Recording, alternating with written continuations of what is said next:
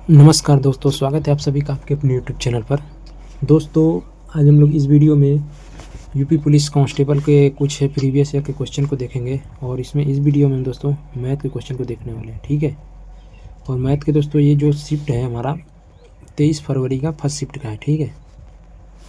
23 फरवरी का हमारा first shift में पूछा गया था, ठीक है। सॉरी 23 अगस्त का, ठीक है।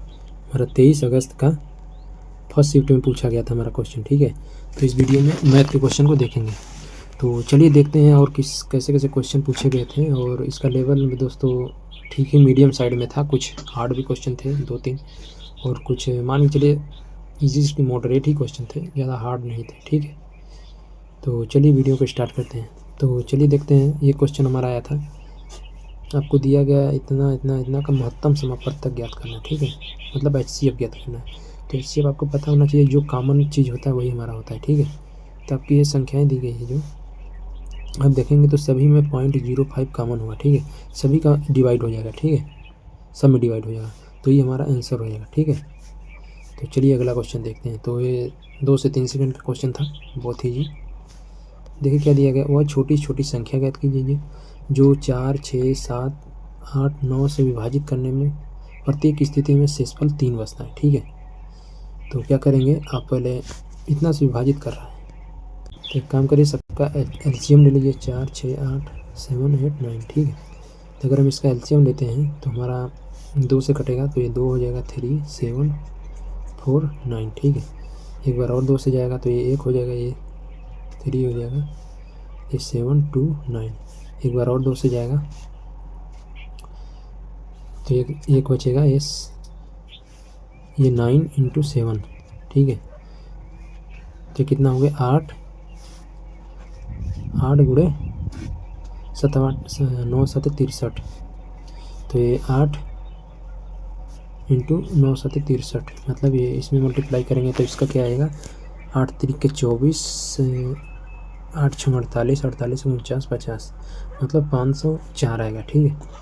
तो इसमें प्लस ऐड कर देते हैं हम 3, तो शेषफल बचाना है ना, ठीक है। तो +3 ऐड करेंगे तो हमारा आ जाएगा 507।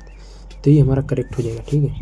इसको अगर हम हर एक चीज़ से डिवाइड करते हैं तो प्रत्येक स्थिति में शेषफल जो है हमारा 3 बचेगा, ठीक है। देख सकते हैं, एक मान चलिए हम 9 से डिवाइड करके देखते हैं। तो 9 से डिवाइड करेंगे तो 9 × 5 = 45 हो जाएगा, 5 बचेगा। तो यहाँ पर 9 × 9 = 54, ठीक है। 54 मतलब 3 बचेगा हर एक।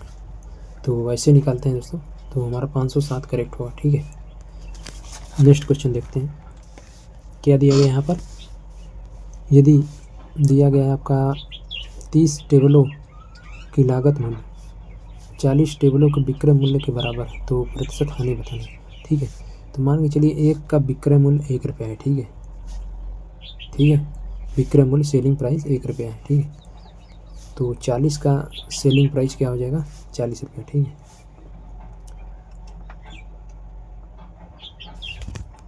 तो देखिए दोस्तों 30 ये जो है लागत मूल्य, इसका करने का ये मतलब है 30, देखिए 30 रुपये का जितना रुपये में मिल रहा है उतना 40 रुपये में मिल रहा है, तो इसका मतलब कहने का उल्टा हो जाएगा, ठीक है। बात को समझ रहे हैं कि नहीं। बोले 40 टेबलों का विक्रय मूल्य के बराबर है, मतलब कि 40 से मतलब मान के चलिए 30 टेबल का कितना रुपये में खरीदा, 30 रुपये में, या कितने रुपये में खरीदा, तो उतना ये जो है 40 रुपये में खरीद रहा है, ठीक है। सॉरी 40 टेबल खरीद रहा है 30 रुपये में। तो यहाँ पर दोस्तों इसको लॉस होगा, ठीक है। कितना का लॉस होगा, 10 का, कितने पर, 30 पर, ठीक है। आप अगर नहीं दोस्तों ये 40 होगा, ठीक है। आप दोस्तों कन्फ्यूज हो रहे थे, एक तरीका अपना सकते हैं, ठीक है। तो देखिए 30 टेबलों का क्रय मूल्य जितने रुपये है, ठीक है। मान के चलिए क्रय मूल्य या विक्रय मूल्य कुछ भी मान के चलिए 30 रुपये है, ठीक है। तो आप कन्फ्यूज हो रहे थे, मान के चलिए दोनों का कॉमन वर्ड ले सकते हैं, ठीक है। तो ये दोनों अगर HCF लेंगे तो हमारा 120 रुपये, मान के चलिए 120 रुपये में खरीद रहा है, 120 रुपये में बेच रहा है, ठीक है। जैसे बोला है दोनों का विक्रय मूल्य के बराबर है, मतलब इतना रुपये में खरीदता है, मतलब इतना टेबल खरीदता है, इतना टेबलों के विक्रय मूल्य के बराबर, मतलब इतना रुपये में खरीदता है दोनों में। तो ये जो है एक के हिसाब से एक का मूल्य कितना हो जाएगा, खरीदने का बटा 3 करेंगे तो ये हमारा 4 हो जाएगा, ठीक है। मतलब एक टेबल 4 रुपये में खरीदा है, और ये जो है अगर इसको डिवाइड करते हैं 40 से, ये जो है 3 रुपये में खरीदता है, ठीक है। तो एक टेबल 4 रुपये में खरीद रहा है, उसको 3 रुपये में बेच रहा है, ठीक है। तो लॉस हो रहा है कितने का, 1 पर, कितने पर, 40 पर, सॉरी 4 पर इंटू 100। तो दोस्तों 25% का इसको लॉस होगा, ठीक है। तो करेक्ट हो जाएगा 25%। तो अगला क्वेश्चन देखते हैं। एक फल विक्रेता कुछ संतरे 10 रुपये में 4 की दर से और उतने ही संतरे 5 रुपये में 5 की दर से 10 रुपये में 5 की दर से खरीदता है। वो पूरे जो है 20 रुपये में 9 की दर से बेचता है। तो हानि या लाभ बताना है, ठीक है। तो मेरा क्या था 2 पॉइंट, देखिए तो एक का मूल्य कितना हो जाएगा 2.5, ठीक है। यदि 10 रुपये में 4 खरीदता है तो एक का मूल्य 2.5 हो गया, और 5 रुपये में 10 रुपये में 2 5 की दर से, तो मतलब 1 रुपया, एक का मूल्य 2 रुपया हो गया, ठीक है।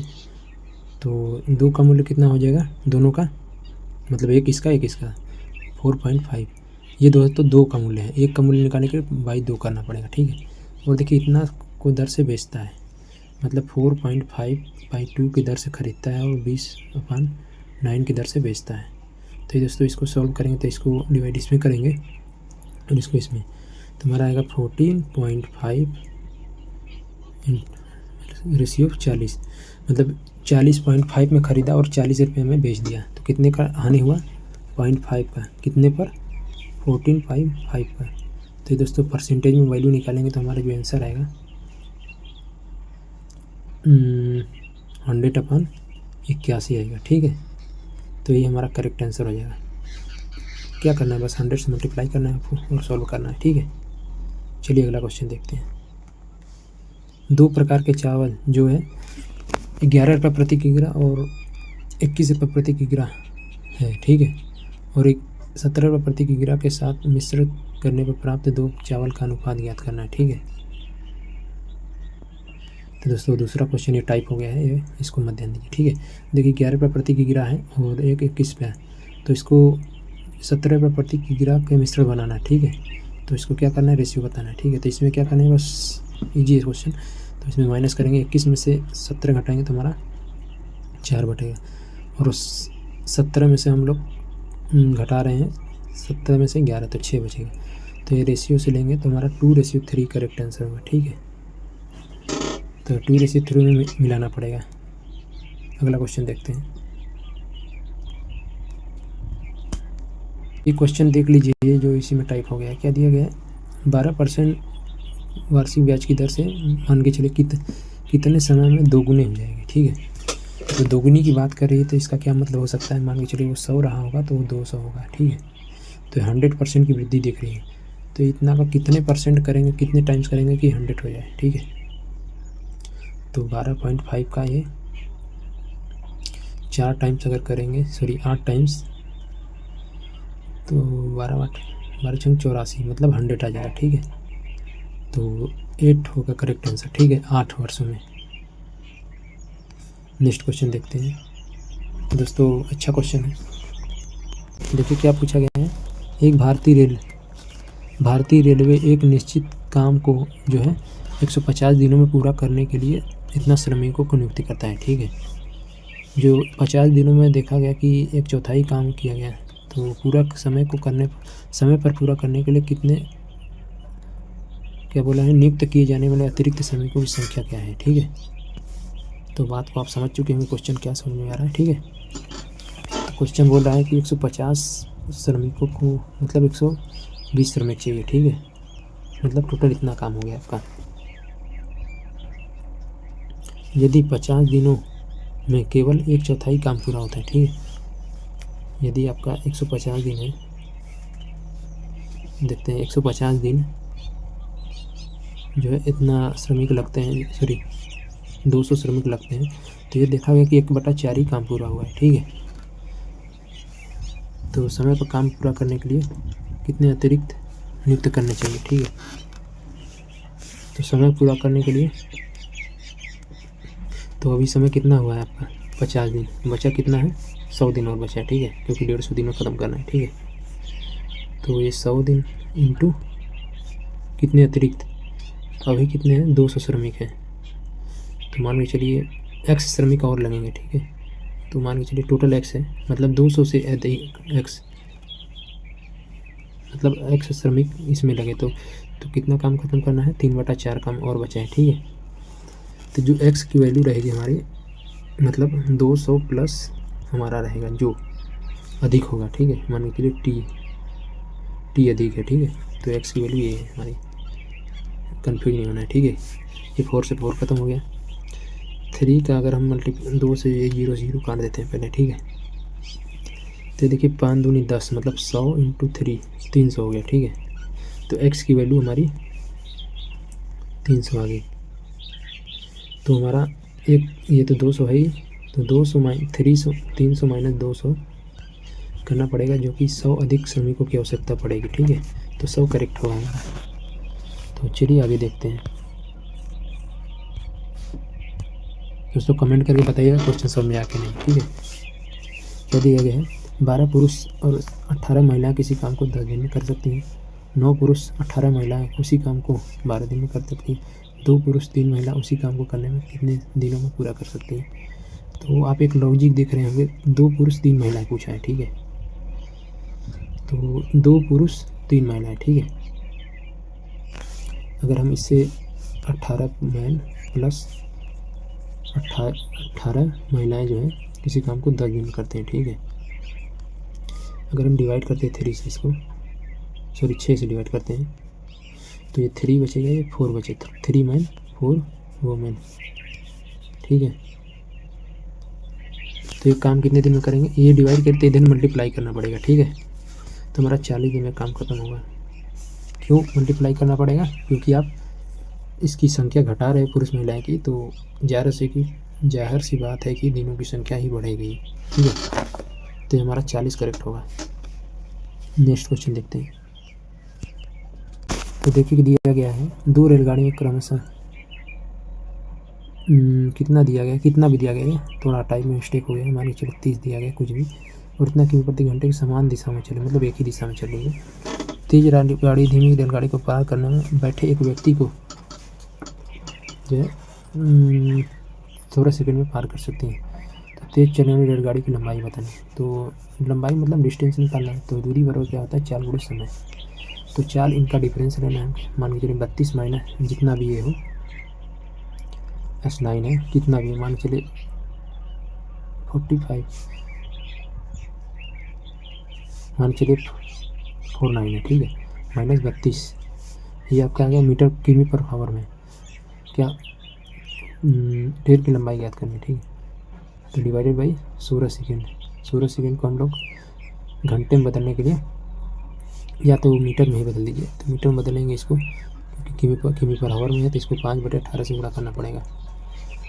तो ये सॉल्व करेंगे तो जो हमारा आंसर आएगा हमारा, जो वही करेक्ट होगा, ठीक है। चलिए अगले क्वेश्चन देखते हैं। देखिए दिया गया 67 मीटर लंबी ट्रेन 10 सेकेंड में इतना मीटर लंबी सुरंग को पार करती है, ठीक है।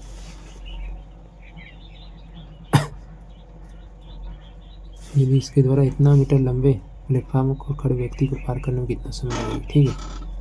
पूछा सीधे सीधे क्वेश्चन है। 67 मीटर लंबी ट्रेन है और 33 मीटर लंबी सुरंग को पार करने में 10 सेकंड लगता है, मतलब 100 मीटर को पार करने में 10 सेकंड लगता है। तो 10 मीटर पर सेकंड की रफ्तार से चल रही है, ठीक है। तो क्या बोला है, 65 मीटर लंबे खड़े एक व्यक्ति को पार करने में कितने समय लगेंगे। तो दोस्तों ये प्लेटफॉर्म पर खड़े व्यक्ति जो है उसको पार करने में दोस्तों प्लेटफॉर्म की लंबाई काउंट नहीं होता है, ठीक है, क्योंकि उस व्यक्ति जो है उस व्यक्ति का ही रहेगा, ठीक है। तो उसका कोई लेंथ नहीं होता व्यक्ति का, तो हम बोल सकते हैं जो ट्रेन की लंबाई होगी वही इसको पार करने में समय लगेगा, ठीक है। तो समय बराबर दूरी बटे चाल, मतलब 63 अपन चाल कितना था हमारा 10, तो हमारा 6.3 मीटर पर सेकेंड करेक्ट होगा, ठीक है। सॉरी आपको डिस्टेंस निकालना था ना, व्यक्ति पे खड़े कितने सेकंड में, सॉरी समय बराबर दूरी बटे चाल, आपका यहाँ पर 67 है, ठीक है, अपन चाल, मतलब हमारा ये 6.7 सेकेंड आएगा, ठीक है, करेक्ट होगा। तो चलिए अगला क्वेश्चन देखते हैं। क्या दिया गया दोस्तों, निखिल और रुति की आय का अनुपात 2:3 है। वेतन का वे इतना के अनुपात में खर्च कर देते हैं और इतना के अनुपात में बचत करते हैं। तो दोस्तों ये क्वेश्चन टाइप होने में थोड़ा क्या पूछा गया क्वेश्चन नहीं समझ में आ रहा है, तो आप इस क्वेश्चन की इग्नोर करिए, अगला क्वेश्चन देखते हैं। चलिए ठीक है। एक परीक्षा में एक छात्र के अधिकतम अंक जो है इतना प्राप्त करता है, ठीक है, मतलब अधिकतम सबसे मैक्सिमम पाया, ठीक है, यदि वह 5 अंकों से अनुत्तीर्ण हो जाता है, ठीक है,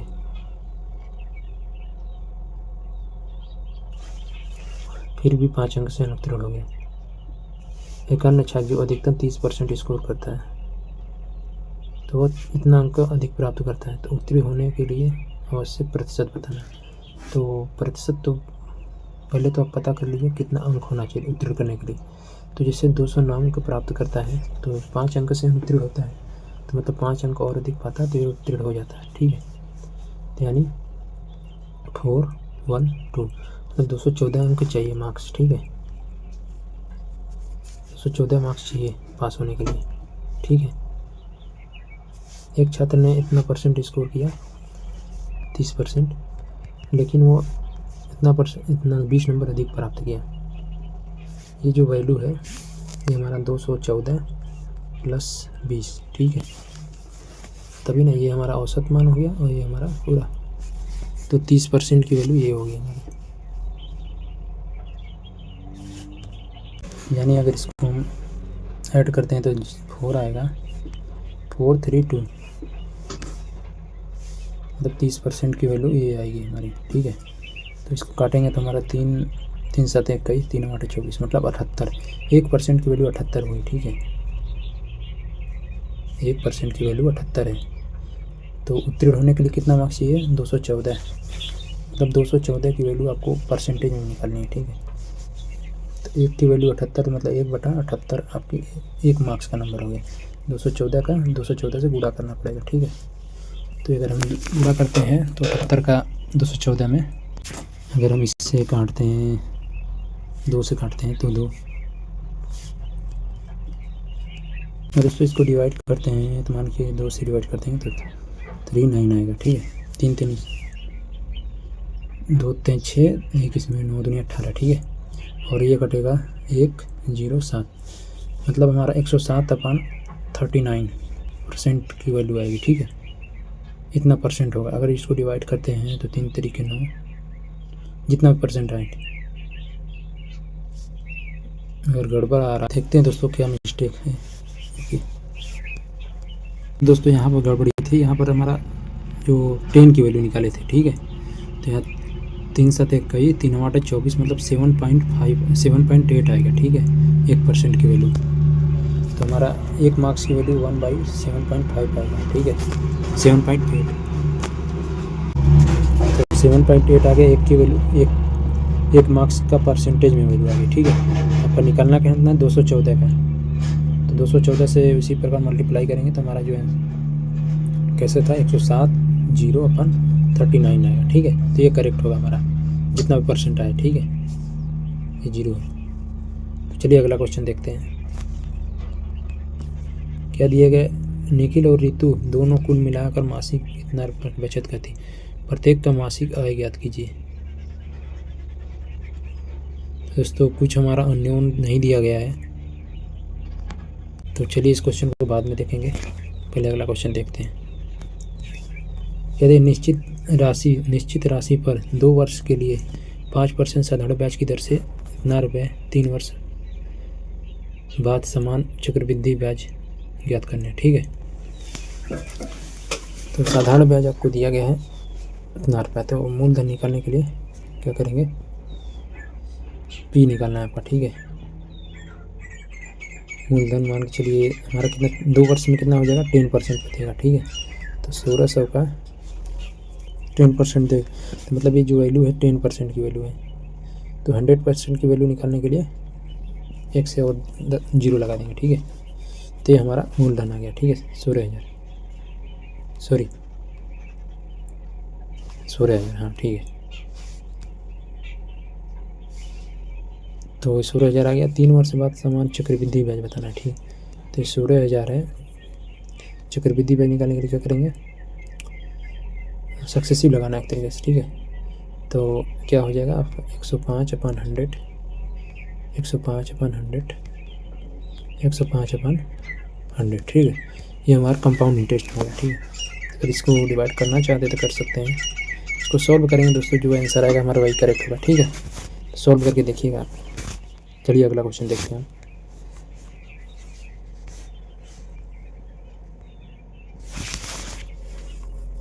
क्या दिया गया है आपको, इतना से लेकर इतना तक 15% प्रति वर्ष की दर से इतना रुपये साधारण ब्याज है,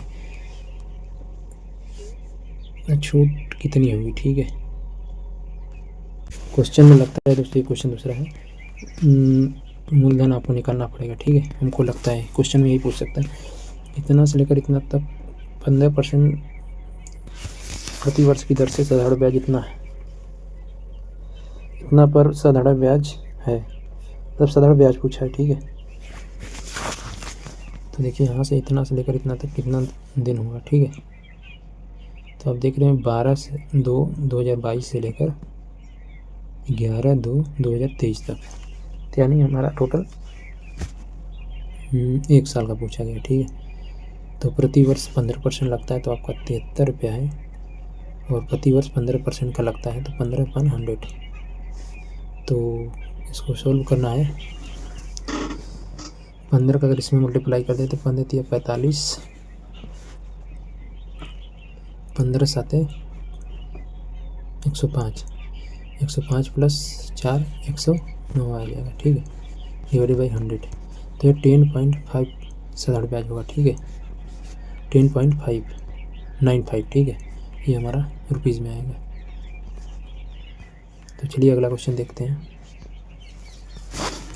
क्या दिया गया, देखिए आपको अंकित मूल्य 475 रुपये, ठीक है, अंकित मूल्य, और जो है 15% छूट दी जाती है, तो कितनी छूट हुई, ठीक है। छूट की वैल्यू निकालनी है, तो 475 दिया गया है, तो 15% का छूट है, तो 15/100 करना है, ठीक है। तो सॉल्व करते हैं इसको, 3 बार में जाएगा ये, 3 दूनी 5 दूनी 10, अगर इसको 4 बार में जाता है ये 5 9 45 5 25, यानी ये 4 एकम 4 दूनी 8, 4 3 12 हो जाएगा, 4 5 20, ठीक है, यानी इंटू 3, तो 3 5 15, इसको मल्टीप्लाई करना है, 3 3 9 1 10, 3 दूनी 6 1 7, मतलब 70.5 रुपया होगा, ठीक है, छूट। तो चलिए अगला क्वेश्चन देखते हैं दोस्तों। देखिए क्या दिया गया है, एक दुकानदार एक वस्तु को 10% की छूट देता है, ठीक है, लेकिन वह छूट वाले मूल्य पर 8% का बिक्री कर लेता है। यदि बिक्री सहित मूल्य इतना रुपया है तो भुगतान करता है, ठीक है। यदि एक ग्राहक है, बिक्री सहित इतना रुपये भुगतान करता है, तो उसका अंकित मूल्य बताना है, ठीक है, अंकित मूल्य, ठीक है, मतलब छूट से पहले जो छूट नहीं देता तो अंकित मूल्य बताना है, ठीक है। मान के चलिए 100% उसका अंकित मूल्य है, ठीक है। 10% का छूट देता है, मतलब 90% में बेचता है, ठीक देता है, ठीक है। लेकिन छूट पर जो है 8% की बिक्री कर लेता है, ठीक है, मतलब ये भी जो वैल्यू है 108% की वैल्यू है, ठीक है, ठीक है। तो यानी 90% 8% बिक्री कर लेता है, मतलब 108% का लाभ कर लेता है, ठीक है, अपन 100, ठीक है। तो ये वैल्यू आपको 34,020 दिया गया है, ठीक है। अगर इसको काटना चाहते हैं तो ये 0 से 0 ख़त्म हो जाएगा। इतना की वैल्यू दोस्तों हमको दिया गया है, वो 20, ठीक है, इतना दिया गया। तो यहाँ से देखिए 0 से 0 ख़त्म हो जाएगा। अगर इसको काटते हैं तो 9 से 9 तो 27 हो गया, इसके बाद 7 9 9 7 63 9 8 72, ठीक है, 0। फिर इसको भी 9 से काटते हैं तो 9 दूनी 9 1 9 9 दूनी 18, फिर काटते हैं 9 3 चौको 36, 9 दूनी 18 और ये 12 से काट सकते हैं। तो देखिए 0 यहाँ पर, 1 0 यहाँ पर, ये 25 हो गया 4 से काटेंगे तो, और 42 को 3 से काटेंगे तो हमारा 1 4, मतलब 14 गुणे 25। तो 14 गुणे 25 कितना होता है हमारा, तो ये हो जाएगा हमारा 14 5 70 का 0, 14 दूनी 28, 28 7 35, ठीक है, मतलब 3000 1% की वैल्यू आएगी, ठीक है, 350। तो 100% की 3500 आ जाएगी, ठीक है, सॉरी 35,000। तो ये हमारा इतना करेक्ट होगा, ठीक है, 35,000 करेक्ट आंसर होगा। तो चलिए अगला क्वेश्चन देखते हैं। तो क्वेश्चन दोस्तों, अगला क्वेश्चन देखते हैं क्या दिया गया।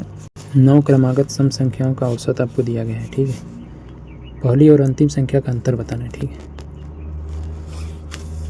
दोस्तों ऐसे क्वेश्चन को आपको प्रैक्टिस अपनाना चाहिए, आपको दिमाग लगाना चाहिए। लेकिन 9 संख्याएं हैं तो 4 इधर होंगी, 4 इधर होंगी और बीच में ये होगा, और उसका एवरेज भी दोस्तों वही होगा जो कि इसका होगा। एक एग्जांपल के लिए 2 4 6, ठीक है, इसका एवरेज कितना होगा 4, जो मिड में रहेगा। तो उसी प्रकार से ये बीच में ही है, ठीक है, ठीक है, समझ गए ना। तो अगर इसको 4 इधर है तो इसको क्या करना पड़ेगा, जैसे 1 इधर है तो 1 माइनस कर रहे हैं, मतलब 2 माइनस कर रहे हैं। इसी प्रकार से 4 इधर है तो 8 माइनस करना पड़ेगा, ठीक है। तो हमारा क्या हो जाएगा, 8 इधर प्लस करेंगे और 8 इधर प्लस करेंगे, ठीक है, 32 से, ठीक है, मतलब ये 8 माइनस करना पड़ेगा 132 में, और इधर 8 माइनस करना पड़ेगा। तो दोनों का डिफरेंस पूछा ना, तो कितना डिफरेंस होगा 16 का। तो हमारा 16 करेक्ट आंसर होगा, ठीक है, कुछ करने की ज़रूरत नहीं है आपको उतना। तो अगला क्वेश्चन देखते हैं। निम्नलिखित श्रृंखला को गलत पहचान कीजिए, और ये क्या दिया गया आपका क्वेश्चन यहाँ शुरू है। दोस्तों टाइप करने में थोड़ा इधर उधर हो गया है। चावल प्रति किलोग्राम मूल्य 25% की वृद्धि के परिणाम स्वरूप एक व्यक्ति जो है 1.2 मतलब ये इतना रुपये में 6 किलोग्राम कम चावल खरीदता है, ठीक है। तो चावल का प्रति किलोग्राम प्रारंभिक मूल्य बताना है, ठीक है। तो बढ़िया क्वेश्चन है दोस्तों। इसका दोस्तों सबसे बढ़िया ट्रिक है आपका, देखिए मूल्य प्राइस जो है 25% की वृद्धि देखी जाती है, तो 25 अपन मतलब 125 हो जाता है, ठीक है, मतलब ये 4 से 5 हो जाता है, ठीक है। तो इसका खपत का अनुपात क्या हो जाएगा, इसका खपत का अनुपात 5:4 हो जाएगा, ठीक है, ठीक है। तो खपत का अनुपात 5:4 हो गया, जो कि यही आपका 6 kg दिया गया है, ठीक है। तो 1 की वैल्यू आपकी मतलब 1 की कमी की देखी गई है, कितने पर 6 की, मतलब 1 की वैल्यू 6 है आपका, 6 kg। इसी के कारण तो आपका पूछा गया चावल का प्रारंभिक मूल्य, मतलब प्रारंभिक कितना था 4, ठीक है। तो दोस्तों कैसा था हमारा 4:5 था, ठीक है, प्राइस। तो इसका खपत का अनुपात 5:4 हो गया। तो 1 की वैल्यू आपको 6 kg दी गई, ठीक है, 6 kg। तो इस बात पे ध्यान रखना। और देखिए 4:5 इसका रेशियो हो गया, ठीक है। तो प्रारंभ में कितना kg था ये पता होना चाहिए, ठीक है।